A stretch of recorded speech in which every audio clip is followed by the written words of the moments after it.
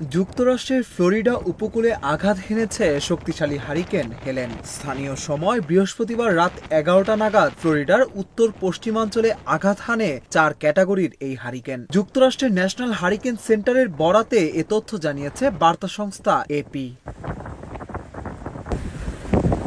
হারিকেনের প্রভাবে উপকূলীয় এলাকায় কয়েক ফুট উঁচু ঢেউ আছড়ে পড়তে পারে বলে সতর্ক করা হয়েছে। কোথাও কোথাও 20 ফুট উঁচু ঢেউয়ের সৃষ্টি হতে পারে, যা 2 তলা ভবনের সমান। উদ্ভূত পরিস্থিতিতে স্থানীয় বাসিন্দাদের নিরাপদ আশ্রয়ে যেতে নির্দেশ দেওয়া হয়েছে। ঝড়ের প্রভাবে ভারী বৃষ্টিতে রাস্তাঘাট ডুবে গেছে, বন্ধ করে দেওয়া হয়েছে ফ্লোরিডা বিমানবন্দর। বিদ্যুৎ বিচ্ছিন্ন হয়ে পড়েছে লাখ লাখ মানুষ। তবে এখন পর্যন্ত হতাহতের কোনো খবর পাওয়া যায়নি। এদিকে ঘন ঘন প্রাকৃতিক দুর্যোগে আতঙ্কিত ফ্লোরিডার বাসিন্দারা। অঙ্গরাজ্যটি গত 1 বছরে এ নিয়ে তৃতীয়বারের মতো হারিকেনের কবলে পড়েছে। ঝড়ের প্রভাবে জর্জিয়া, নর্থ ও সাউথ ক্যারোলাইনাতেও বৃষ্টিপাত হচ্ছে।